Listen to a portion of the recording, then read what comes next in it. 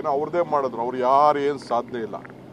ಯಾವ MP ಕೂಡ 10 ರೂಪಾಯಿ ದುಡ್ಡನ್ನು ಕರ್ನಾಟಕ ರಾಜ್ಯಕ್ಕೆ ಬೆಂಗಳೂರು ನಗರಕ್ಕೆ ಹಣ ಕೊಡಿಸಲಿಕ್ಕೆ ಯಾವ ಥರದ ಸಹಕಾರನೂ ಕೂಡ ಕೊಟ್ಟಿಲ್ಲ.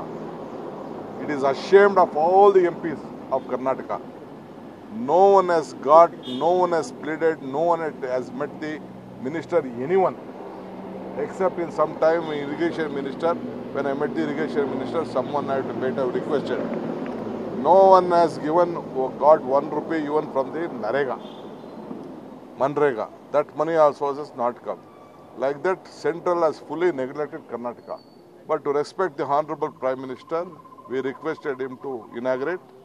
They have not given sufficient funds to us. We have made a beautiful model of double-decker. Today I am appealing to the Prime Minister, at least 1 lakh crore, like a national capital. They have to give to us for Bangalore, because Bangalore is giving the highest tax collection in the country. It is the second tax collection in this century. So, ಇಡೀ ದೇಶದಲ್ಲಿ ಎರಡನೇ ಅತಿ ಹೆಚ್ಚು ಹಣವನ್ನು ತೆರಿಗೆಯನ್ನು ಇವತ್ತು ನಮ್ಮ ರಾಜ್ಯದಿಂದ ನಾವು ಕೊಡ್ತಾ ಇದ್ದೀವಿ. ಇದನ್ನು ಗಮನದಲ್ಲಿ ಇಟ್ಕೊಳ್ಬೇಕು. ನಾನು ಅಲ್ಲಿ ರೆಪ್ರೆಸೆಂಟೇಷನ್ ಕೂಡ ಅವ್ರಿಗೆ ಕೊಡ್ತಾ ಇದ್ದೀನಿ. ನಾನು ರಿಕ್ವೆಸ್ಟ್ ಮಾಡ್ಕೊಳ್ತಾ ಇದ್ದೀನಿ, ನೀವು ಬೆಂಗಳೂರನ್ನ ಬೇರೆ ಥರ ನೀವು ನೋಡೋಕ್ಕೋಗ್ಬೇಡಿ. ರಾಷ್ಟ್ರೀಯ ಕ್ಯಾಪಿಟಲ್ ಥರ ಯಾವ ರೀತಿ ಗಮನಿಸ್ತೀರಿ. ದೊಡ್ಡ ದೊಡ್ಡ ಸಿಟಿಗೆ ಈಗ ಅಹಮದಾಬಾದಲ್ಲಿ 20% ಕೊಟ್ಟಿದ್ದಾರೆ ಶೇರು, ನಮ್ಮಲ್ಲಿ ಬರೀ 10% ಕೊಟ್ಟಿದ್ದಾರೆ.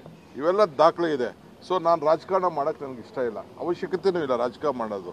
ಬಟ್ ಅವ್ರಿಗೆ ಗಮನಕ್ಕೆ ತರ್ತಾ ಇದ್ದೀನಿ, MPಗಳು ಈ ರಾಜಕಾರಣ ಬಿಟ್ಬಿಟ್ಟು ಜನರ ಸೇವೆಗೆ ದುಡ್ಡನ್ನು ತರೋವಂಥದ್ದು ನೀವು ಮಾಡಿ. ಬರೀ ಟ್ವೀಟ್ ಮಾಡಿಬಿಟ್ಟು 2 ಫೋಟೋ ಹಾಕ್ಸ್ಕೊಂಡು ಪ್ರೆಸ್ಸಲ್ಲಿ ಮೆಸೇಜ್ ನ್ಯೂಸ್ ಹಾಕ್ಸ್ಕೊಬಿಟ್ರೆ ನಿಮ್ಮದು ಸೇವೆ ಅಲ್ಲ. ನಿಮ್ಮ ಕಾನ್ಷಿಯಸ್ ಪರ್ಮಿಟ್ ಮಾಡಬೇಕು. ಆ ರೀತಿ ದಯವಿಟ್ಟು ಕೆಲಸ ಮಾಡಬೇಕು. ಬಿಜೆಪಿ ಅವರು ಎಲ್ಲ MLAಗಳು ಬೆಳಗ್ಗೆಯಿಂದ ಬಂದ್ಬಿಟ್ಟು ಮೆಟ್ರೋ 2ನೇ ಹಂತ 3ನೇ ಹಂತಕ್ಕೆ ಮೋದಿ ಅವ್ರ ಕೊಡುಗೆನೇ ಜಾಸ್ತಿ ಅನ್ನೋ ಯಾರ್ದು ಇಲ್ಲ. ಪ್ರಾರಂಭ ಮಾಡಿದ SM ಕೃಷ್ಣ ಅವ್ರ ಕಾಲದಲ್ಲಿ ಆವತ್ತು ವಾಜಪೇಯಿ ಅವರು, ಅರ್ಥ ಆಯ್ತಾ, ಎಷ್ಟು ದುಡ್ಡು ಕೊಟ್ಟಿದ್ದಾರೆ ಅಂತ ಸ್ಟ್ಯಾಟಿಸ್ಟಿಕ್ಸ್ ಅವರು ಬಿಡುಗಡೆ ಮಾಡಲಿ, ನಾನು ಬಿಡುಗಡೆ ಮಾಡ್ತೀನಿ.